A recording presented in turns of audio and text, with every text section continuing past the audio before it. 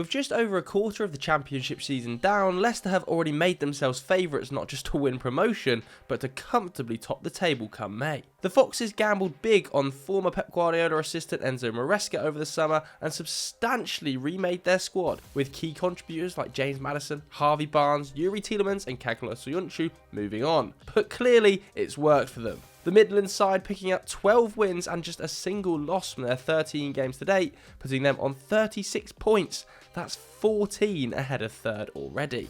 That start is so hot that only 5 teams in history can boast a better beginning to a campaign.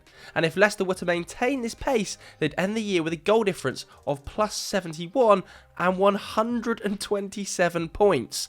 Both records, the latter besting the current benchmark by an incredible 21 points. So what exactly has Maresca done to overhaul the vibes at a club stunned by relegation, just 7 years after they were crowned champions of England? Are the comparisons to Pep lazy journalism or a useful way of understanding the Italians' tactics? And which players are powering the Foxes' push for a quick return to the top flight? On today's FD Explained, we're examining a side incapable of playing a boring season. That's right, it's Leicester City. Unlikely demotees from the Premier League, it's easy to dismiss Leicester's achievements this term as simply meeting expectations. After all, the club spent 9 years soaking up that sweet Premier League TV revenue, shaking out to roughly £1 billion in total, as well as earning some Champions League prize money, allowing them to build a squad which looks comfortably superior to most of their current rivals. But it's not straightforward climbing out of the Championship, no matter your advantages. In their investigation into Leicester's season so far, Opta's analyst side noted that under a third of the teams promoted to the Prem since 2017 were relegated from the top tier the year before,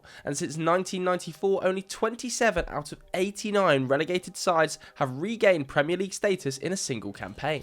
The division has also improved in recent years, as demonstrated by the 12 players who left Championship sides over the summer for more than €15 million.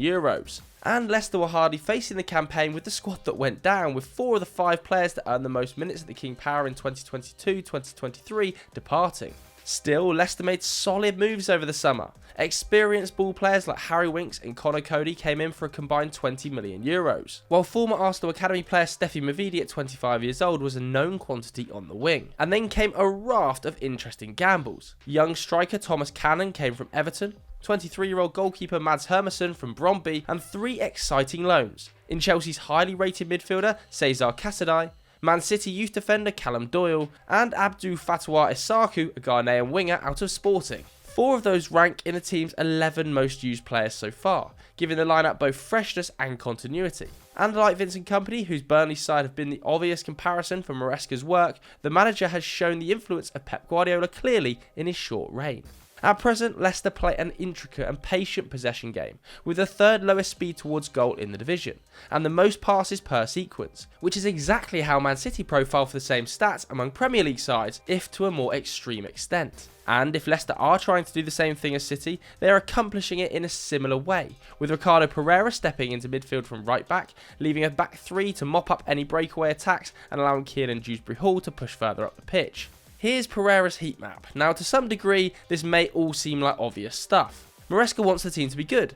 Good teams have the ball, so Leicester try to have the ball as much as possible, and that obviously means teams sit deeper, making possession move more slowly upfield. But it also plays into the squad's strengths. Even in the Premier League, Leicester were a possession-based side, averaging 51% of the ball over their last 3 seasons in the top flights, and so Maresca simply encouraged their natural tendencies, and now the Foxes have 61% possession, the most in the Championship. Vestergaard and Winks have been instrumental in this, ranking 1st and 2nd amongst all of the division's players for completed passes, while Pereira is 13th and Fass is 16th, and this extreme ball retention helps keep the backline out of trouble. Other teams just can't hurt them if Leicester have the ball. In a way then, this builds on both the work of Guardiola and Brendan Rodgers, who used possession as a defensive tactic both at the King Power and in his earlier years at Swansea City. And let's face it, it's been a welcome tonic for a rearguard run ragged last season. Though they were ultimately unlucky to drop down the pyramid, with underlying numbers ranking them 13th in the Premier League in 2022-2023, the Foxes have been in defensive decline for some time. From conceding 41 league goals in 1920, they led in 50 in 2021, 59 in 21-22, and finally 68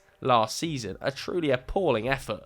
The erratic work of Danny Ward exacerbated the issue, costing the club an extra 5 goals above their 63 XG conceded, but that was still 15th in the division. And while they rated as league average for pressing, disrupting their opponents every 12 passes, that arguably made them even more vulnerable. They pushed up to try and win the ball back, but only succeeded in leaving space in behind for the opposition, with only Everton letting in more goals from counter-attacks and only Villa allowing more through balls. All that added up to 15 shots on their goal each game. Again, that was the third worst in the league, and those shots were slightly above average as well at 0.11 XG per attempt. It was, let's face it, a disaster. So Maresca's keep ball strategy has been useful, but by itself it wouldn't be enough to make up the difference. Fortunately, the press is also much tougher, going from the 12th most aggressive in the Premier League to the 4th most aggressive in the Championship, with Dewsbury-Hall especially effective, regaining possession in the final third more often than anyone else in the division. As a result, the Foxes now control almost the entire pitch, as this chart from the analyst shows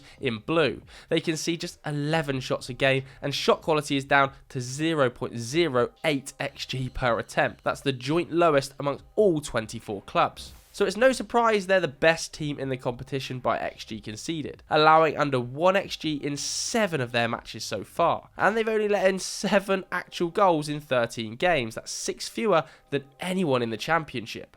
The other end is just as impressive. Scoring over 2 a game and leading the table in XG makes for handsome reading, and once again, Dewsbury-Hall, he's the key.